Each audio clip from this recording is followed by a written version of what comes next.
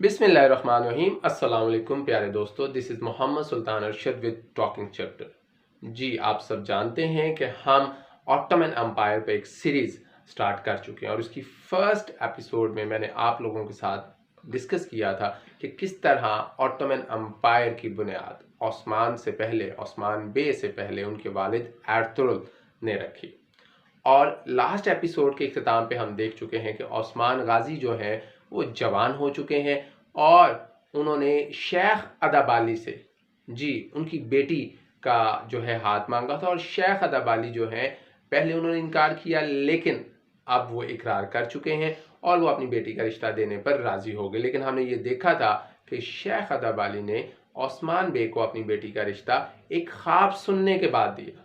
तो यहीं पे हम बात करेंगे कि ख्वाबों की क्या अहमियत है, जैसा कि गुज़िश्ता एपिसोड में आपको बताया गया था कि इंशाल्लाह इस एपिसोड में हम ख्वाबों की अहमियत, ख्वाबों की हकीकत के मुतालिक भी बात करेंगे।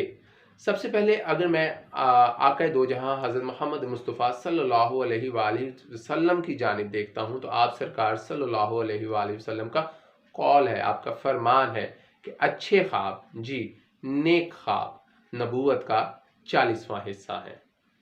इसी तरह अगर हम कुरान पाक की तरफ जाते हैं तो कुरान पाक में बाकायदा एक सूरत मौजूद है जिसको सूरह यूसुफ कहते हैं, और इस सूरत को अहसनुल क़िसस के नाम से भी याद किया जाता है।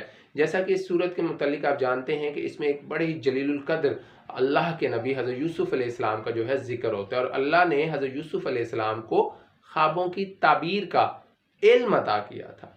तो इससे मुराद है कि ख्वाब इंसानी ज़िंदगियों में अहम किरदार अदा करते हैं। तो साइंस है बाकायदा, सेगमेंट फ्राइड को जानते हैं जिसने ख्वाबों के ऊपर बाकायदा जो है वो साइंटिफिकली स्टडी की, और आज दुनिया मानती है कि ख्वाबों की एक हकीकत है। ये तो था थोड़ा सा ख्वाबों के मुतालिक बातचीत। अब हम ओस्मान ड्रीम की बात करते हैं। ओस्मान बे के ख्वाब की बात करते हैं। ओस्मान बे ख्वाब देखते हैं कि एक हिलाल है। सबसे पहले तो आपको जानना होगा कि हिलाल जो है वो चांद की पहली तारीख को कहते हैं, यानी जो पहली रात, पहली शाम का जो चांद होता है उसे हिलाल कहते हैं। शेख अदाबाली के सीने से एक हिलाल नमूदार होता है और देखते ही देखते वो हिलाल बदर में बदल जाता है। बदर पूरे चांद को कहते हैं। चांद की जब 14वीं या 15वीं रात होती है तो उसे बदर कहते हैं। जब वो बदर में बदल जाता है तो वो चांद जो है ओस्मान गाजी के सीने में सरायत कर जाता है, और देखते ही देखते ओस्मान गाजी के सीने से एक दरख्त फूटता है, और वो दरख्त जो है उसकी शाखें दूर दूर तक फैल जाती हैं। एक इंतहाई वसी, एक बहुत बड़ा जो है वो दरख्त है और उसकी शाखें दूर दूर तक फैल जाती हैं। अगर दरख्त की जड़ों की बात की जाए तो उस दरख्त की जड़ों से 4 दरिया बहते हुए दिखाई देते हैं, और अगर उसके पत्तों की बात की जाए तो वो पत्ते तलवारों की मानद हैं। स्वॉर्ड्स, तलवारें, और वो पत्ते फैल जाते हैं बरे आज़मों की जानिब, और देखते ही देखते ये पूरा दरख्त एक बरे आज़म की शक्ल इख्तियार करता है जो कि एक अंगूठी में समा जाता है। ओस्मान गाजी की ख्वाहिश होती है कि वो आगे बढ़ के उस अंगूठी को पकड़े और उसे अपनी उंगली में पहन ले।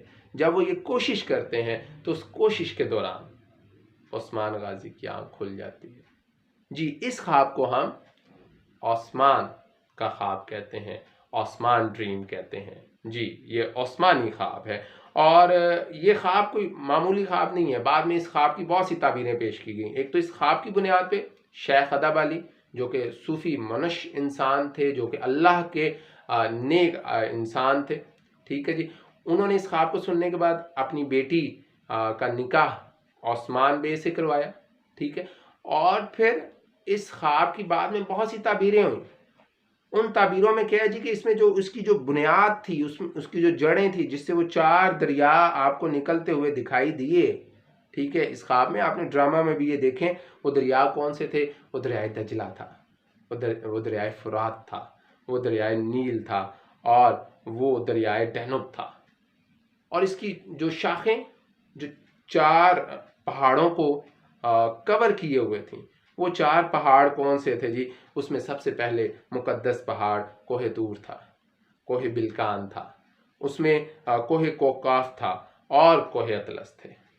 बिल्कुल ऐसे ही है। अब हमें बाद में ये ख्वाब सच होता हुआ नजर आता है। ओस्मान بے کی اولادوں نے بعد میں جو فتوحات حاصل کی اور جو سلطنت عثمانیہ کو جو وسعت دی، وہ ان پہاڑوں سے بھی آگے گئی، وہ ان دریاؤں سے بھی آگے گئی۔ یہ خواب سلطنت عثمانیہ کی وساطت سے ایک پیشن گوئی جو ہے وہ ثابت ہوا۔ یہاں پہ وسط میں قسطنطنیہ کا شہر جسے عثمان غازی تو فتح نہیں کر سکے، بعد میں ان کی آنے والی جو اولادیں ہیں انہوں نے اس شہر کو فتح کیا اور اس شہر کا نام استنبول رکھا گیا، جو کہ موجودہ ترکی کا ایک بہت ہی بڑا شہر ہے۔ تو یہ تھی خوابوں کی حقیقت، خاص طور پہ ڈریم آف عثمان۔